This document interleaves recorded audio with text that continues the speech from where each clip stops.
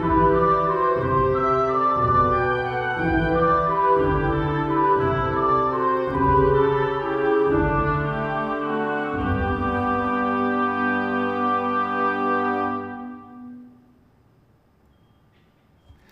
minha amiga, olá, meu amigo, como é que vocês estão? Bem-vindos a mais um episódio onde estudamos o Evangelho segundo o Espiritismo.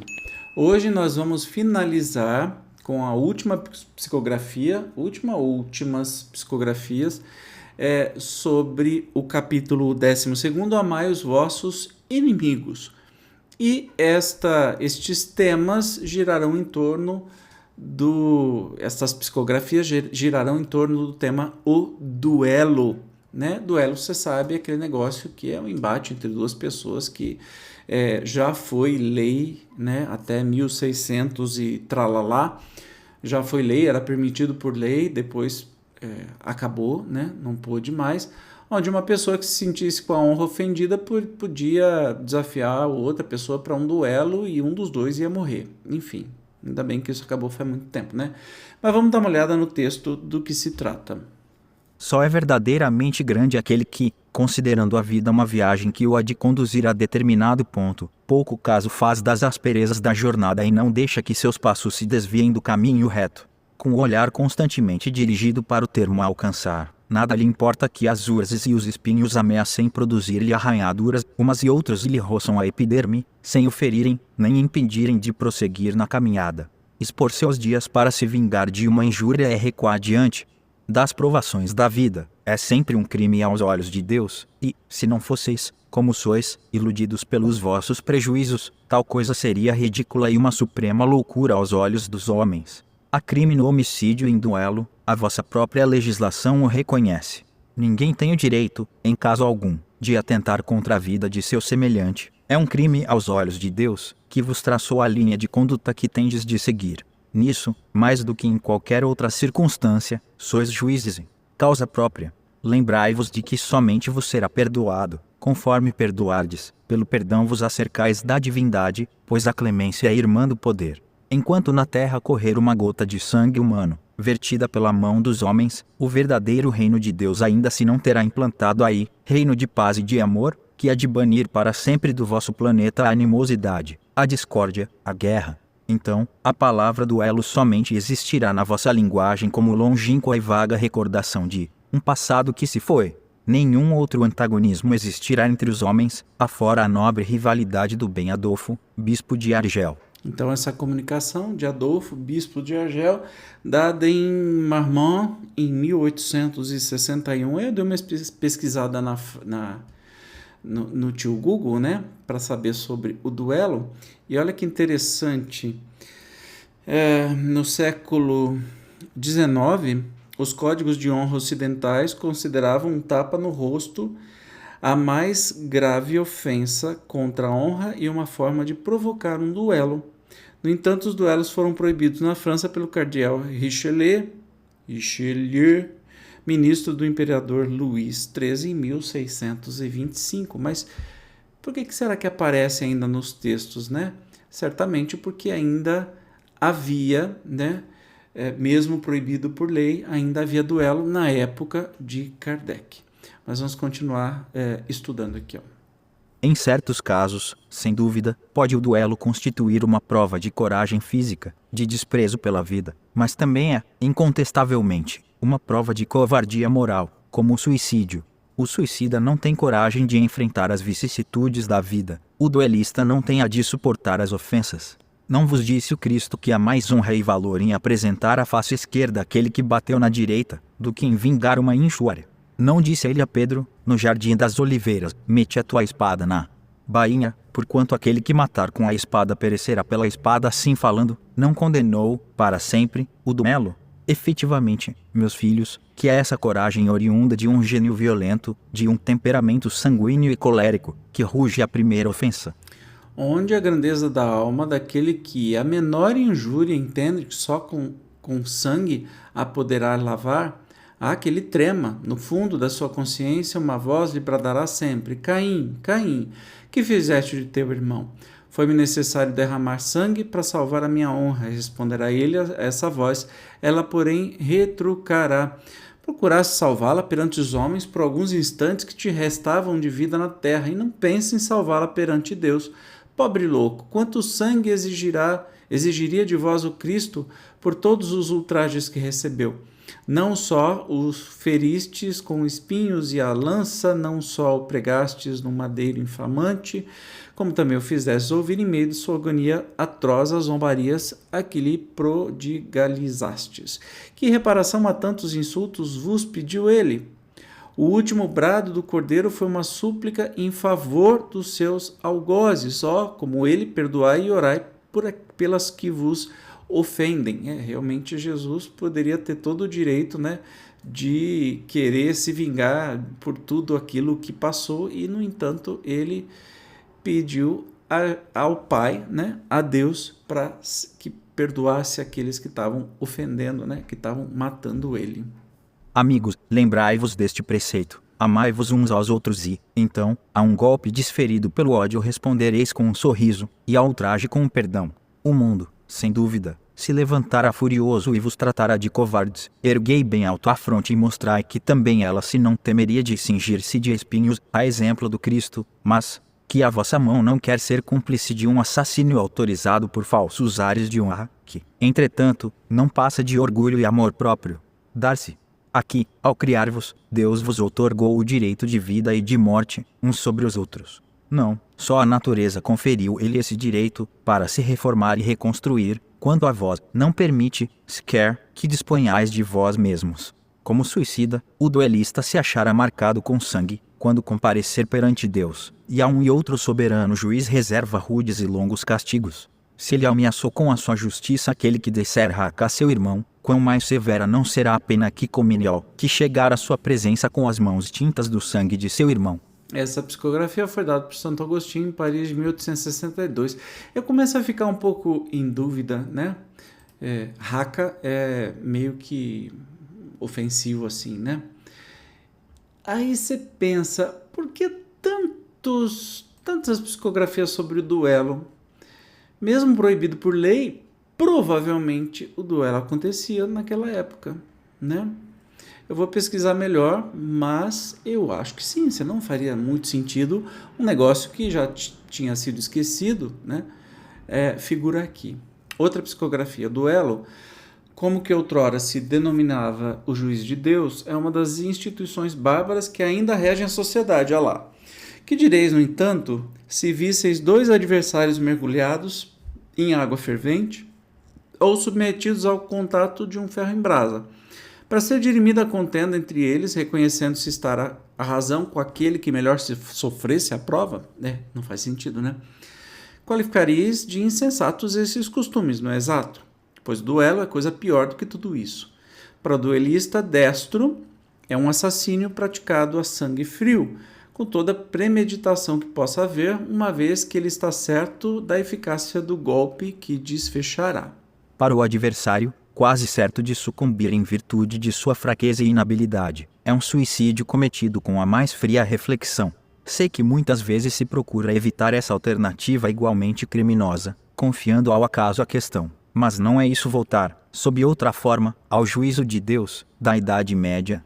E nessa época infinitamente menor era a culpa. A própria denominação de juízo de Deus indica a fé ingênua, é verdade, porém, afinal, fé na justiça de Deus, que não podia consentir sucumbisse. Um inocente, ao passo que, no duelo, tudo se confia à força bruta, de tal sorte que não raro é o ofendido que sucumbe. Ó estúpido amor próprio, tola vaidade e louco orgulho, quando sereis substituídos pela caridade cristã, pelo amor do próximo e pela humildade que o Cristo exemplificou e preceitou? Só quando isso se der desaparecerão esses preceitos monstruosos que ainda governam os homens, e que as leis são impotentes para reprimir, porque não basta interditar o mal e prescrever o bem, é preciso que o princípio do bem e o horror ao mal morem no coração do homem. Aí, esta psicografia foi dada por um espírito protetor em Bordeaux, 1861. Olha lá, tem mais ainda. Tem mais. Vamos continuar na próxima psicografia do mesmo tema. Que juízo farão de mim, costumais dizer, se eu recusar a repara se cedilha maiúsculo o que se me exige, ou se não a reclamar de quem me ofendeu? Os loucos, como vós, os homens atrasados, vos censurarão, mas os que se acham esclarecidos pelo facho do progresso intelectual e moral dirão que procedeis de acordo com a verdadeira sabedoria. Refleti um pouco. Por motivo de uma palavra dita às vezes impensadamente, ou inofensiva, vinda de um dos vossos irmãos, o vosso orgulho se sente ferido, respondeis de modo acrié, daí uma provocação. Antes que chegue o momento decisivo, inquiris de vós mesmos se procedeis como cristãos. Que contas ficareis devendo à sociedade, por a privardes de um de seus membros? Pensastes no remorso que vos assaltará, por haverdes roubado a uma mulher o marido, a uma mãe o filho, ao filho o pai que lhe servia de amparo? Certamente, o autor da ofensa deve uma reparação, porém, não lhe será mais honroso dá-la espontaneamente, reconhecendo suas faltas, do que expor a vida daquele que tem o direito de se queixar. Quanto ao ofendido, convenho em que, algumas vezes, por ele achar-se gravemente ferido, ou em sua pessoa, ou nas dos que lhe são mais caros, não está em jogo somente o amor próprio, o coração se acha magoado, sofre. Mas além de ser estúpido arriscar a vida, lançando-se contra um miserável capaz de praticar infâmias, dar-se-á que morto este a afronta, qualquer que seja, deixa de existir. No exato que o sangue derramado imprime retumbância maior a um fato que se falso cairia por si mesmo, que se verdadeiro deve ser sepultado no silêncio, nada mais restará, pois senão a satisfação da sede de vingança. Triste satisfação que quase sempre dá lugar, já nesta vida, a causticantes remorsos. Se é o ofendido que sucumbe, onde a reparação? Quando a caridade regular a conduta dos homens, eles conformarão seus atos e palavras a esta máxima. Não façais aos outros o que não quiserdes que vos façam. Verificando-se isso, desaparecerão todas as causas de dissensões e com elas as dos duelos, das guerras, que são os duelos de povo a povo. Foi dado por Francisco Xavier, que não é o nosso Chico, em Bordeaux, 1861. Será que não é nosso Chico mesmo? Enfim, interessante que me fez despertar para uma outra coisa. As guerras não são duelos de povo a povo? Olha que interessantíssimo, né? Duelos que são guerras, que são duelos de povo a povo. E hoje nós não estamos vendo acontecer guerra? Incrivelmente, no século XXI, ainda acontecendo guerras, genocídios, extermínios, coisas horrorosas. Então isso serve para a gente, sim. Vamos ver mais uma psicografia sobre o duelo. O homem do mundo, o homem venturoso, que por uma palavra chocante, uma coisa ligeira, joga a vida que lhe veio de Deus, joga a vida do seu semelhante, que só a Deus pertence, esse é 100 vezes mais culpado do que o miserável que, impelido pela cupidez, algumas vezes pela necessidade, se introduz numa habitação para roubar e matar os que se lhe opõem aos desígnios. Trata-se quase sempre de uma criatura sem educação, com imperfeitas noções do bem e do mal, ao passo que o duelista pertence, em regra, à classe mais culta. Um mata brutalmente, enquanto o outro faz com método e polidez, pelo que a sociedade o desculpa.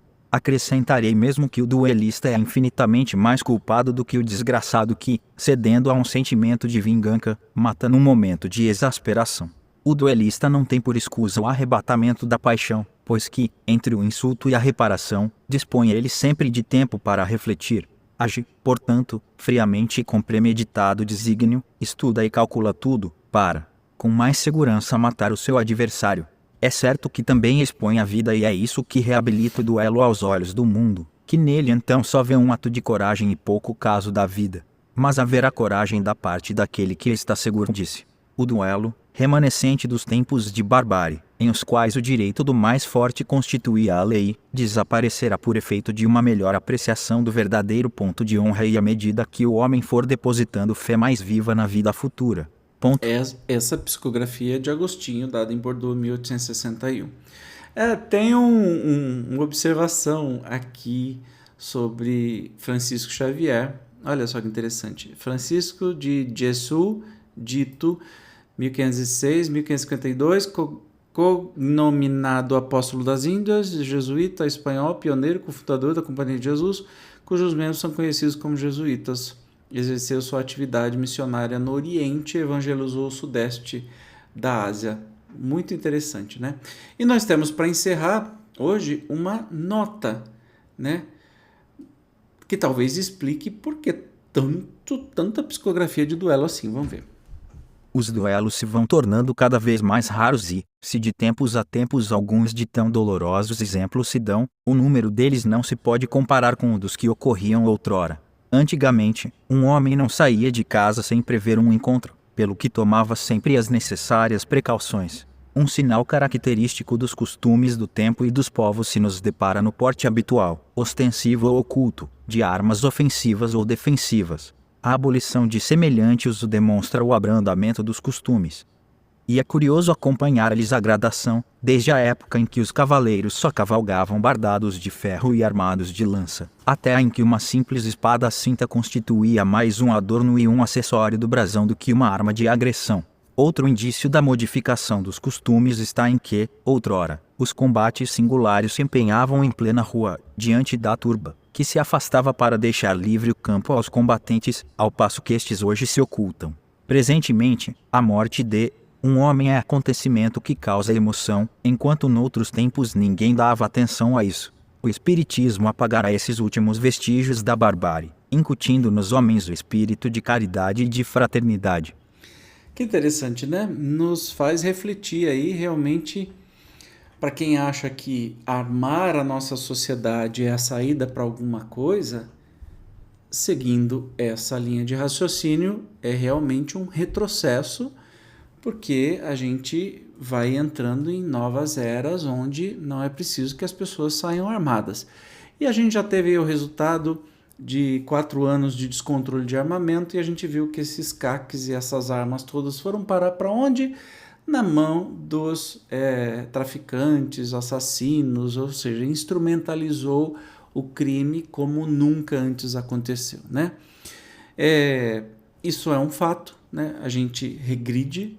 A partir do momento que cada um tem que andar armado, a gente está renunciando à sociedade organizada. Vamos voltar então para a selva, que está tudo a mesma coisa, né? Então é isso, com isso nós encerramos o capítulo. No próximo vamos começar o 13º, não saiba a vossa mão esquerda o que dê a vossa mão direita.